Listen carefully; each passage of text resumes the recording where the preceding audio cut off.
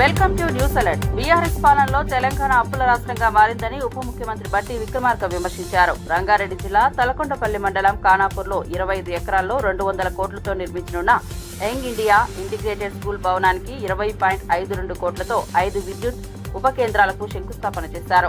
Kalwakurthy MLA Kasireddy Narayana Reddy ఆయనతో కలిసి పాల్గొన్నారు. కల్వకుర్తి ప్రాంతాన్ని అభివృద్ధి చేసేందుకు ప్రభుత్వం కట్టుబడి ఉందన్నారు. వ్యవసాయం, పాడి పరిశ్రమలపై ఆధారపడే ప్రజలకు నాణ్యమైన విద్యుత్ సేవలు అందించేందుకు చర్యలు తీసుకుంటున్నట్లు తెలిపారు. ఇది ప్రజలకు భరోసానిచ్చే అభివృద్ధి పనులన్నారు. సంవత్సరానికి కనీసం 20,000 కోట్ల రూపాయలు వడ్డీ లేని రుణాల్ని మీకు అందించాలని, 5 సంవత్సరాల్లో 1,00,000 కోట్ల రూపాయల్ని మహిళలకి వడ్డీ లేని రుణాలు అందించాలని లక్ష్యంతో మనం ముందుకు పోతాం. ఈ సంవత్సరానికి ఇప్పటికే రాష్ట్ర వ్యాప్తంగా 21,000 కోట్ల రూపాయలు వడ్డీ లేని రుణాలను అందించాం. ఈ సంవత్సరం కూడా 20,000 కోట్ల టార్గెట్ దాటుతాం. ఎందుకు మహిళలకు ఇస్తా ఉన్నామని చాలా మంది, మరి ఇదే ముఖ్యమంత్రి గారు ఆనాడు కోసం పుట్టామని చెప్పారు కదా, మరి ఈ 10 ఏళ్లు డ్వాక్రా సంఘాల సంబంధించిన మహిళలకి వడ్డీ లేని రుణాలు ఎందుకు ఇవ్వలేదని నేను అడుగుతా ఉన్నా. ఈ రాష్ట్రంలో ఉన్నటువంటి మహిళలందరూ ఈ రాష్ట్రంలో భాగస్వాములు కాదా? వాళ్ళు ఆర్థికంగా నిలదొక్కుని ఎదిగి ఆ కుటుంబాన్ని పోషించి ఉన్నతంగా ఎదిగితే సంతోషపడాలని కోరుకోవాలి కదా. అది కదా నాయకుడి లక్షణం. పాలకుడిగా ఏ ఒక్క రోజైనా ఈ రాష్ట్రంలో ఉన్నటువంటి మహిళలు ఎదగాలని ఆలోచన చేశామా? లేదే. మరి ఈ రోజు రేవంత్ రెడ్డి గారి నాయకత్వంలో ఇందిరమ్మ ప్రభుత్వం, కాంగ్రెస్ ప్రభుత్వం మహిళల కోసం 5 సంవత్సరాల్లో 1,00,000 కోట్లు ఇవ్వాలని ఆలోచన చేసి ముందుకు పోతా ఉంటే ఎందుకు మీకు అంత బాధ అవుతా ఉందని నేను అడుగుతా ఉన్నాను. మహిళలు బాధపడితే నీకు దుఃఖం వస్తుందా? ఆనందపడితే ఎదిగితే నీకు దుఃఖం వస్తుందా? అలాగే రాష్ట్రంలో ఉన్నటువంటి నిరుద్యోగ యువకులు రాష్ట్రం తెచ్చుకున్నదే ఉద్యోగాలు. రాష్ట్రం వస్తే నాకు గౌరవం వస్తుంది, ఉద్యోగం వస్తుంది, నా కుటుంబాన్ని బతికించుకోవచ్చు అని ఆశపడితే ఏం చేశావు? 10 ఏళ్ళు ఒక గ్రూప్ 1 పరీక్ష కూడా నిర్వహించుకోవడం వదిలిపెట్టావు. గాలికి చూసావు. వచ్చి రాగానే సంవత్సర కాలంలోనే 56,000 ఉద్యోగాలు, 56,000 మంది ఉద్యోగాలు ఇచ్చామే.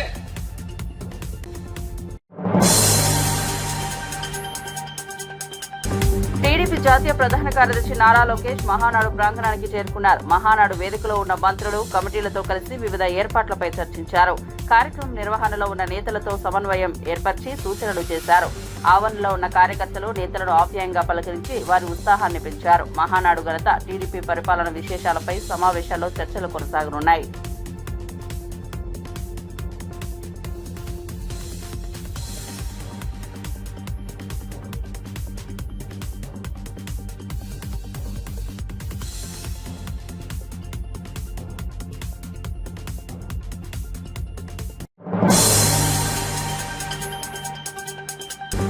మాజీ మంత్రి కాకాని గోవర్ధన్ రెడ్డిపై పెట్టిన కేసులు పూర్తిగా అక్రమమని వైఎస్ఆర్సీపీ లీగల్ సెల్ అధ్యక్షుడు మనోహర్ రెడ్డి ఆగ్రహం వ్యక్తం చేశారు.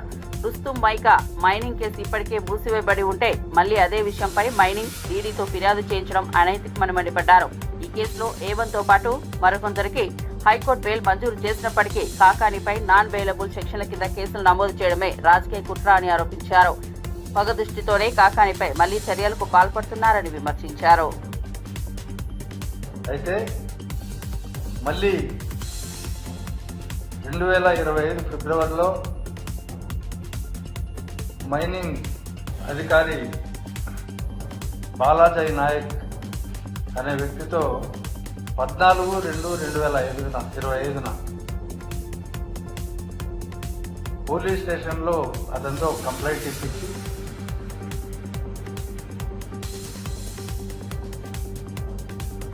ఆడ కేసు రిజిస్టర్ చేయడం జరిగింది.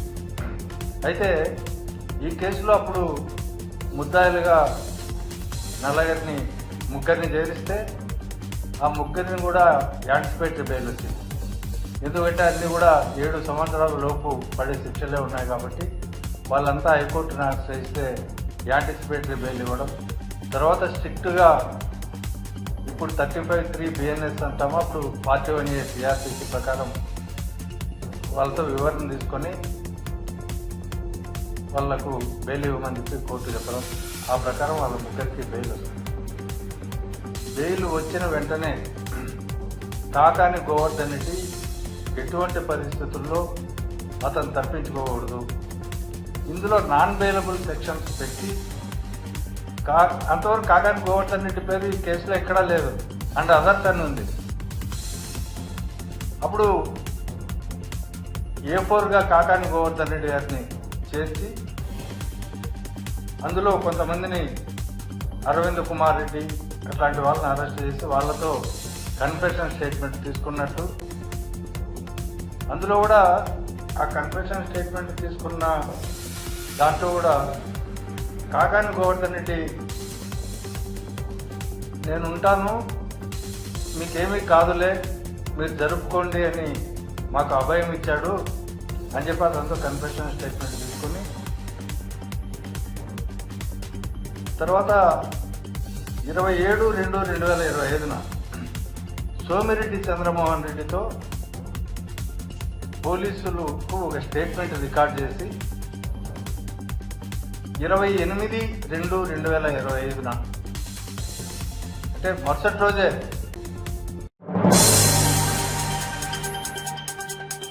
చంద్రబాబు నాయుడు ప్రతిపక్ష నాయకులను రెడ్ బుక్ రాజ్యాంగం పేరుతో వేధించడమే లక్ష్యంగా పెట్టుకున్నారని టెక్కలి వైఎస్ఆర్సీపీ మహిళా నేత కొర్ల శిరీష విమర్శించారు.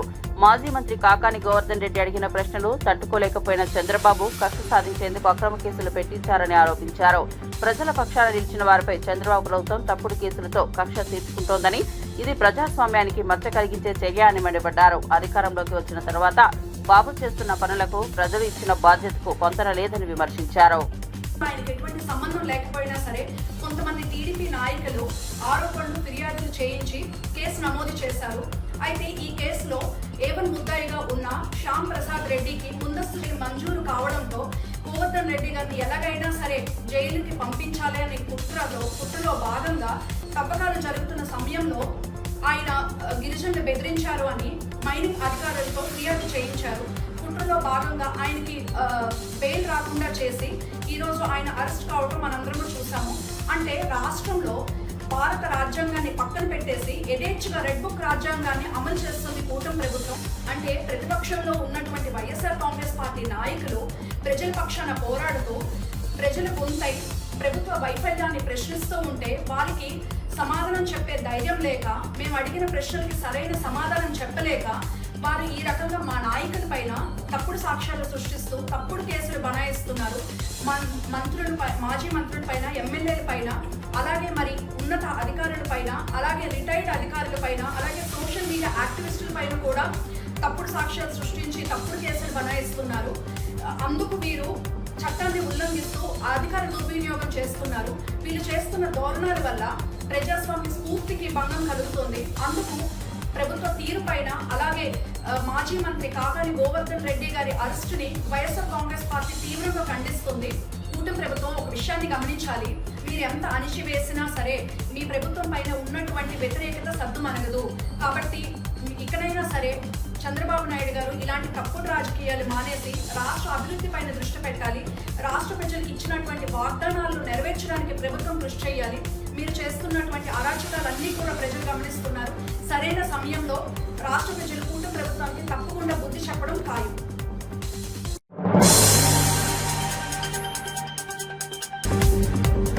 హైదరాబాద్ ట్రాఫిక్ అసిస్టెంట్లుగా ట్రాన్స్జెండర్ల సేవలు విజయవంతమవుతున్న నేపథ్యంలో అన్ని శాఖల్లోనూ ట్రాన్స్జెండర్లకు అవకాశాలు కల్పించాలనే ఆలోచనలో ఉన్నట్లు మహిళా శిశు సంక్షేమ శాఖ మంత్రి సీతక్క వెల్లడించారు. సచివాలయంలో ట్రాన్స్జెండర్ ట్రాఫిక్ ఇన్స్పెక్టర్లతో సమావేశమైన ఆమె వారి అనుభవాలు, అభిప్రాయాలను తెలుసుకున్నారు. గత 6 నెలలుగా క్లిష్టమైన విధుల్లో అంకితభావంతో సేవలందిస్తున్న ట్రాన్స్జెండర్లను మంత్రి సీతక్క ప్రశంసించారు.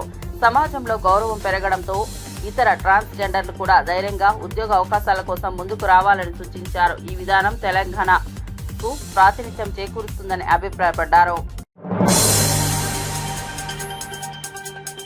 తెలంగాణ రాష్ట్రంలో రిజిస్ట్రేషన్ ప్రక్రియను మరింత వేగవంతం చేయడమే లక్ష్యంగా ఆధార్ ఈ సంతకం విధానాన్ని అమలు చేయనున్నట్లు మంత్రి పొంగులేటి శ్రీనివాసరెడ్డి వెల్లడించారు. మొదటగా నిజామాబాద్ జిల్లా, ఆర్మూర్, ఖమ్మం జిల్లా, కూసుమంచి సబ్ రిజిస్టర్ కార్యాలయాల్లో ఈ విధానం ప్రారంభమవుతుందని చెప్పారు.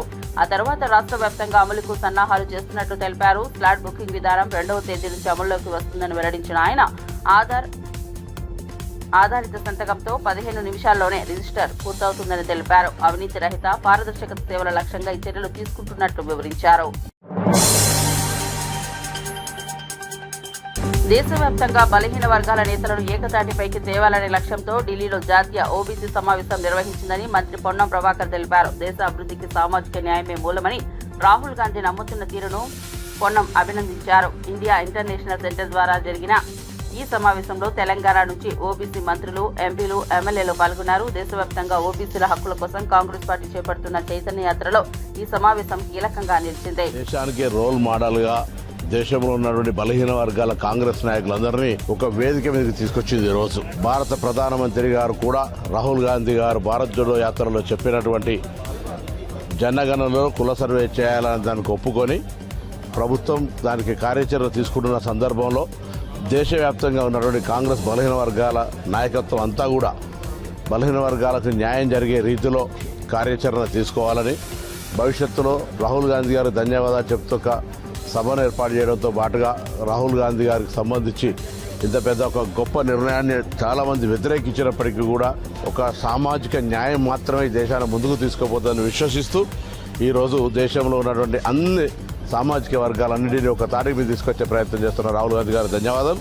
అందులో తెలంగాణ కుల సర్వే దేశంలో ఆదర్శంగా ప్రతి ఒక్కరి ఇంటికి వెళ్ళి సమాచారాన్ని తీసుకొని ఇలా వాళ్ళ స్వచ్ఛంద సమాచారాన్ని తీసుకొని డాటాతోటి ఉంది. ఇలా తప్పకుండా 42% స్థానిక సంస్థల రిజర్వేషన్లు, ఉద్యోగ ఉపాధి అవకాశాలు కూడా 42% రిజర్వేషన్లకు సంబంధించిన ప్రక్రియలో ముందడుగు వేస్తామనే విశ్వాసాన్ని సందర్భంగా వ్యక్తం చేస్తా ఉన్నాం. భారతదేశంలో ఉన్న అన్ని వర్గాలకు అంటే ఎంత జనాభా ఉందో వాళ్ళకి అంత హక్కు రావాలని జిస్కి జిత్తి ఆబాదీ ఉస్కు ఇత్తా హక్కు మిల్నా అని రాహుల్ గాంధీ గారి నినాదాన్ని ఈరోజు కాంగ్రెస్ పార్టీ, అదేవిధంగా ముఖ్యంగా మన తెలంగాణ రాష్ట్రంలో ఏదైతే పాపులేషన్ సెన్సెస్తో పాటు కాస్ట్ సెన్సరం చేయడంలో అలా ముఖ్యంగా రాహుల్ గాంధీ గారి ఆలోచన, రేవంత్ రెడ్డి గారి కృషితో ఈరోజు తెలంగాణ రాష్ట్రంలో కాస్ట్ సెన్సస్ చేయడం జరిగింది. మాకు పూర్తి నమ్మకం ఉంది. రాబోయే రోజులలో కూడా ఓబీసీకి సంబంధించిన నాయకత్వంని ఇంకా స్ట్రెంథెన్ చేయడానికి కూడా మేమందరం కూడా పనిచేస్తాం. ముఖ్యంగా మా నాయకుడు రాహుల్ గాంధీ గారి ఆలోచనని ఇంకా ప్రజలకు తీసుకెళ్తామని కూడా ఈ సందర్భంగా చెప్పడం జరుగుతుంది.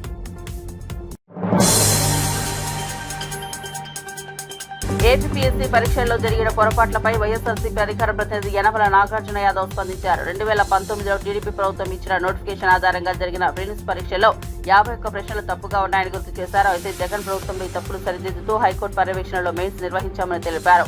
ఇప్పుడు పిఎస్ఆర్ ఆంజనేయులపై ఆరోపణలు చేయడం అన్యాయమని నిష్పాక్షిక విచారణ జరిపించాలని కోరారు.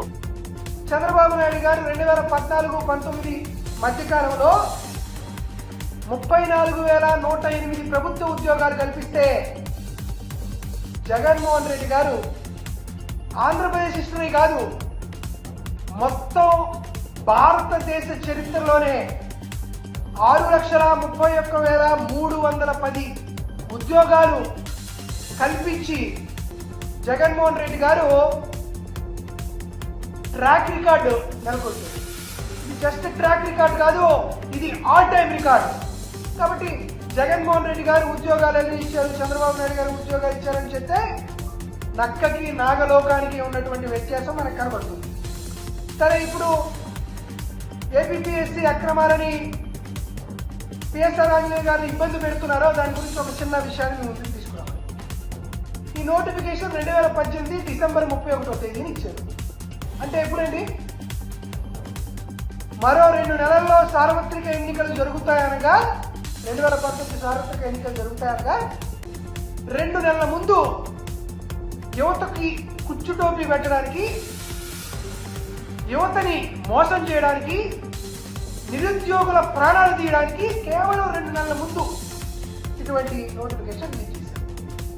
ఇది చంద్రబాబు నాయుడు గారికి ఉన్నటువంటి చిత్తశుద్ధి. తర్వాత 2019 మేలో ఒక ప్రిలిమ్స్ పరీక్ష నిర్వహించారు. చంద్రబాబు నాయుడు గారి చిత్తశుద్ధికి, చంద్రబాబు నాయుడు గారి గొప్ప అడ్మినిస్ట్రేటర్కి సాక్ష్యం ఏంటంటే ఈ ప్రిలిమ్స్ ఎగ్జామ్లో 51 తప్పులు వచ్చినాయి.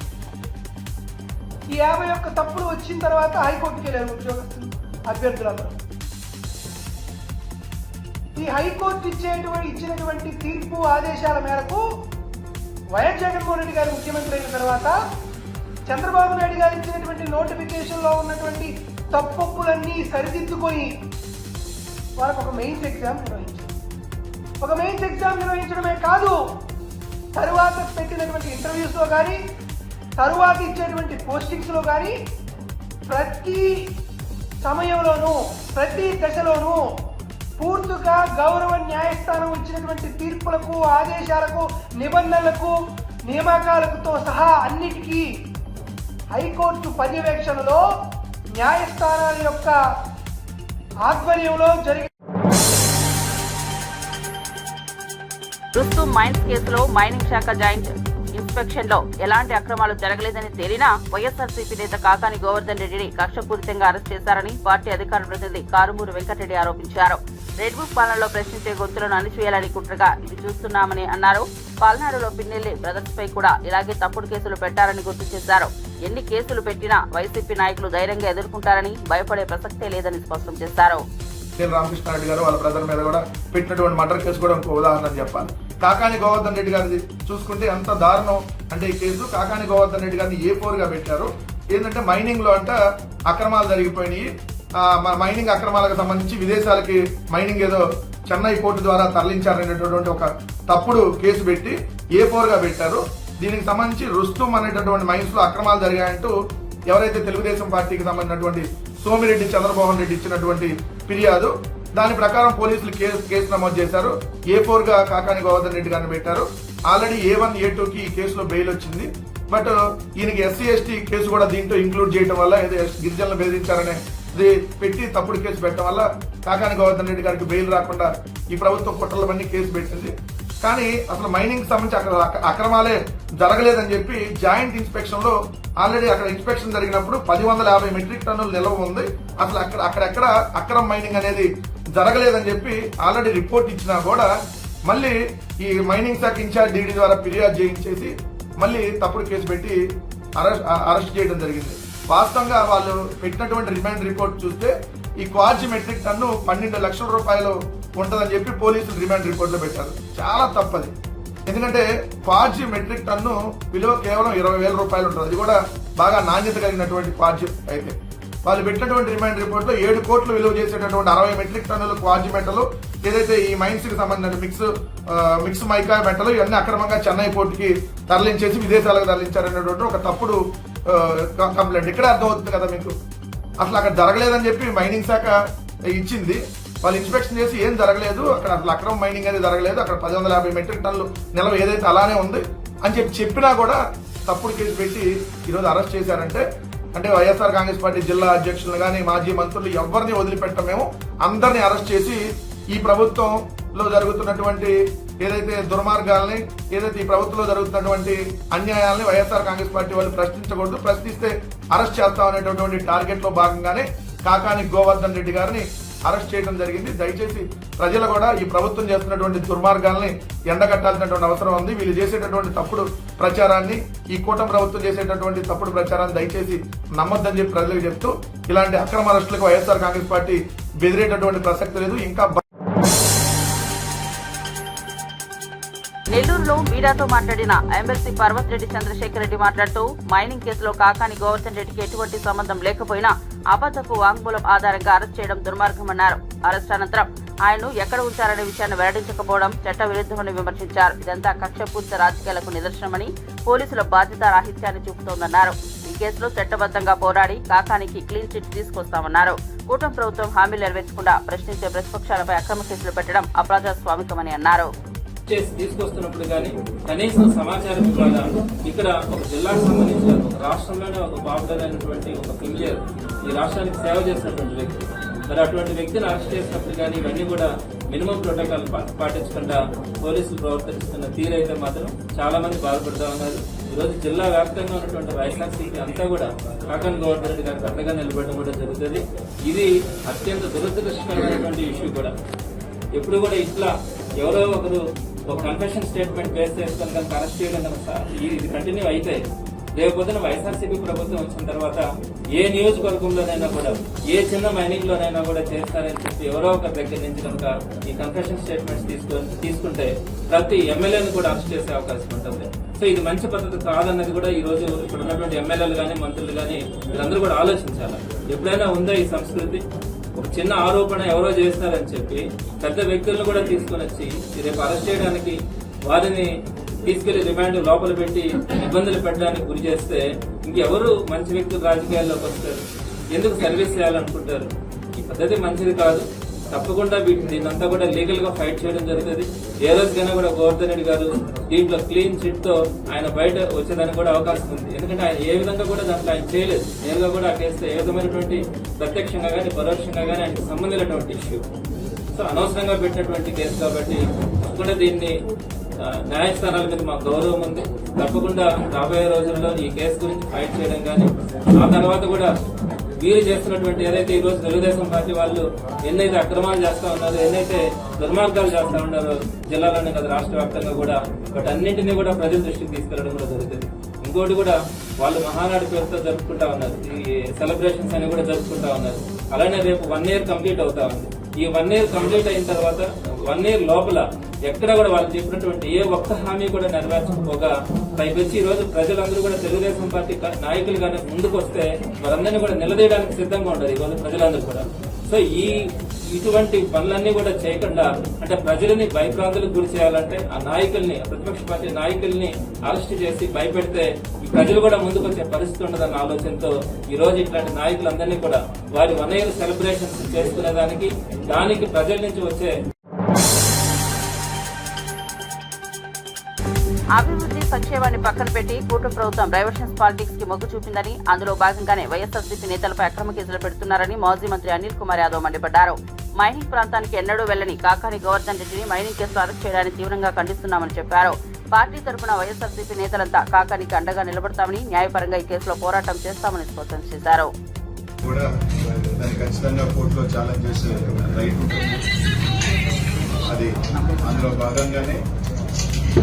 ఏదైతే జిల్లా అధ్యక్షులు వారు కానీ కోర్టును ఆశ్రయించడం జరిగింది, ముందస్తు బెయిల్ కోసం కూడా ఆశ్రయించడం జరిగింది.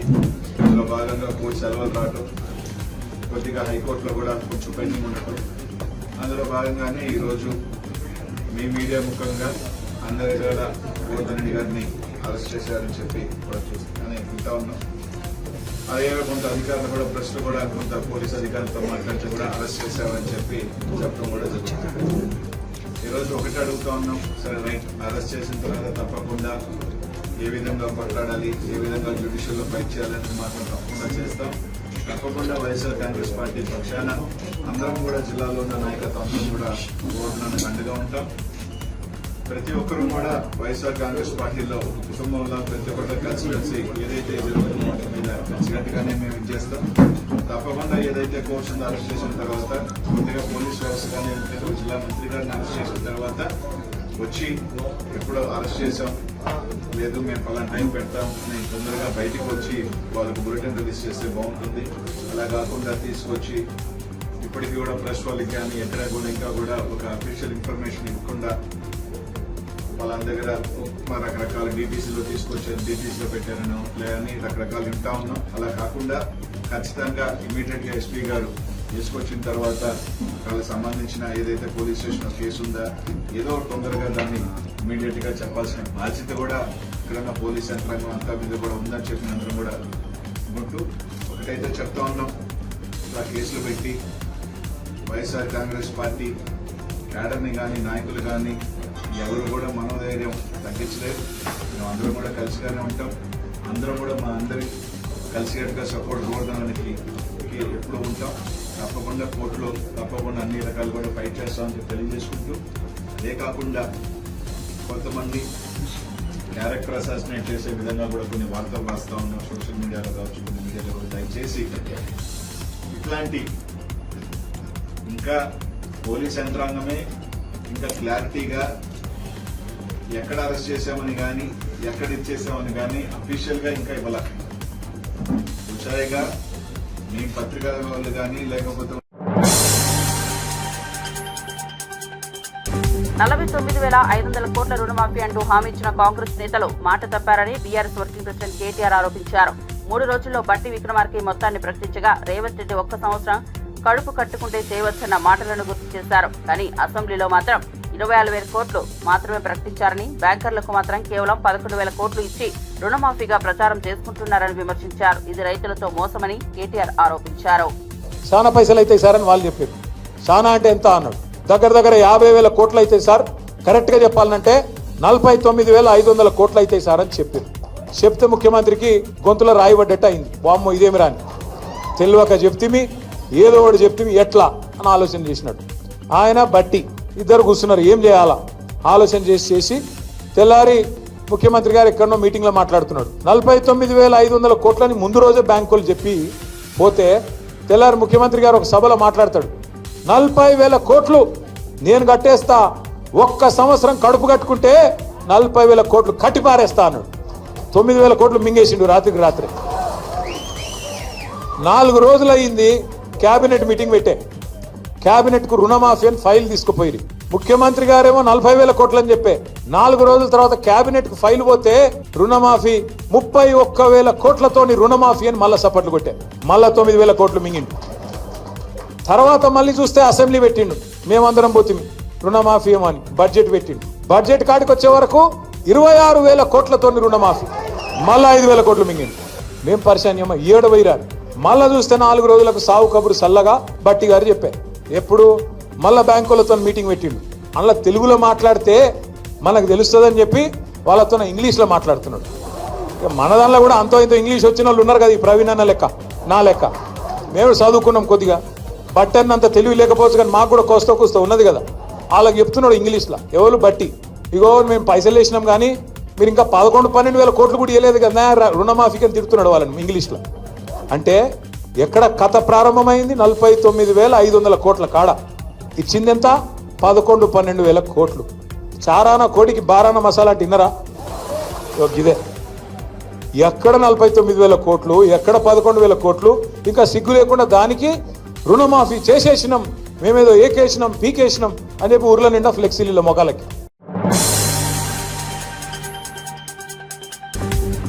సూర్యాపేట నియోజకవర్గంలోని ఏపూర్ గ్రామంలో ఐకేపీ కేంద్రంలో తడిసి మొలకెత్తిన వడ్లను పరిశీలించిన మాజీ మంత్రి ఎమ్మెల్యే గుంటకండ్ల జగదీష్ రెడ్డి తీవ్ర వ్యాఖ్యలు చేశారు.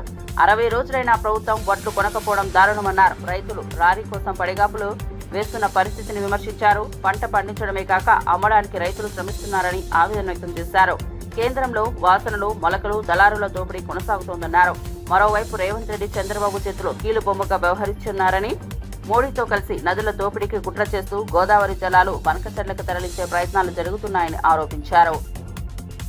అన్న పరిస్థితి వచ్చింది. తెలంగాణను లూటు చేసే పరిస్థితి వచ్చింది. ఎవడికి దోచినంత వాడు దోసుకుపోవడమే, ఎవడికి దొరికినంత వాడు దోసుకుపోవడమే అనే పద్ధతుల్లో ఇవాళ మంత్రివర్గం పనిచేస్తా ఉంది. ఉత్తమ్ కుమార్ రెడ్డి నువ్వు వెంటనే ఆదేశాలు ఇచ్చి తడిసిన ఒడ్లు కానీ మొలకెత్తిన ఒడ్లు కానీ ఏదైనా సరే వెంటనే కొనుగోలు సీరియస్ చేయమని చెప్పు. దురదృష్టం ఏంటంటే మీ ప్రభుత్వం సహకరించకపోయినా, మీ మూర్ఖత్వంతో నీళ్ళు ఇవ్వకపోయినా కష్టపడి పండించుకున్న పంటను కొనే పరిస్థితి కూడా లేక ఇంకా రాష్ట్రాల్లోనే ఉంటున్నారు. పోయి మళ్ళీ నాగలిగట్టి దున్నాల్సిన రైతు, దుక్కి తినాల్సిన రైతు కేవలం పండించిన ఒడ్ల కాడ కాపలా పండుకోవడానికి సరిపోతా ఉంది. ఈ దుర్మార్గం, ఇది దీన్ని తీవ్రంగా ఖండిస్తా ఉన్నాం. మేము వెంటనే ప్రభుత్వం కళ్ళు తెరిచి 2-3 రోజుల్లోనే ఒక గింజ లేకుండా లిఫ్ట్ చేయాలి. మిల్లర్లు ఇబ్బంది పెడుతున్నారు రైతుల్ని. కోత కొయ్యకుండా ఇప్పటి వరకు ఒక్క రైతు నుంచి కూడా పంట తీసుకోలేదు. రైతాంగాన్ని ఆదుకోండి. ఇప్పటికే రైతుల్లో మీ భాగవతం అంతా బట్టబయలైంది. దీంతో ఇంకా స్పష్టంగా తేలిపోతుంది మీ చేతగాంతనం, మీ నిర్లక్ష్యం, మీ దృష్టి అంతా కేవలం డబ్బుల సంపాదన మీద, కమిషన్ల మీద ఉన్నది తప్ప ఏ రంగం పైన కూడా సోయి లేదు. ప్రభుత్వానికి కంట్రోల్ లేదు. వెంటనే 1-2 రోజుల్లోనే యుద్ధ ప్రాతిపదికన చర్యలు తీసుకొని మరి రాత్రి పగలు పనిచేసి వెంటనే ఒడ్లు కూడా ఎక్కడ కొనుగోలు కేంద్రంలో గింజ ఒడ్లు లేకుండా తీసుకుపోవాలి, ఇళ్ళ దగ్గర చేర్చాలి, రైతాంగాన్ని కాపాడాలి అని చెప్పి నేను ప్రభుత్వాన్ని డిమాండ్ చేస్తా ఉన్నా. కాళేశ్వరం మీద వీళ్ళు కుట్రలు చేసి పక్క రాష్ట్రం కంటే దుర్మార్గంగా తెలంగాణకి ద్రోహం చేసిండ్రు, తెలంగాణ రైతాంగానికి ద్రోహం చేసిండ్రు.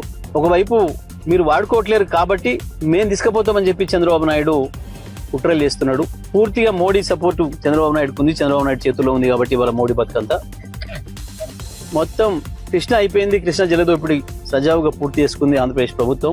వచ్చిన నీళ్లను కూడా వాడుకునే సోయి లేని ఉత్తమ్ కుమార్ రెడ్డి చెత్తవాగుడు వాగుతున్నాడు. కేసీఆర్ తీసుకుపోయి ఆంధ్ర కప్ప చెప్పిండు అని మాట్లాడుతున్నాడు.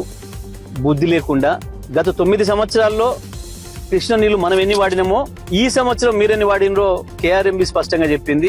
తెలంగాణ వాటా 20% కూడా వాడలేదు, ఆంధ్రప్రదేశ్ 80% వాడుతుంది అని చెప్పి ఇవాళ ఆంధ్రప్రదేశ్ తీసుకుపోతున్న నీళ్లు కూడా తెలంగాణవి. ముఖ్యమంత్రి, ఇరిగేషన్ మంత్రి సోయి లేకుండా దద్దమ్మలాగా చంద్రబాబుకు మోడీకి దాసోహం అని చెప్పి మీరు వాళ్ళ కాలకాడ పడున్నారు.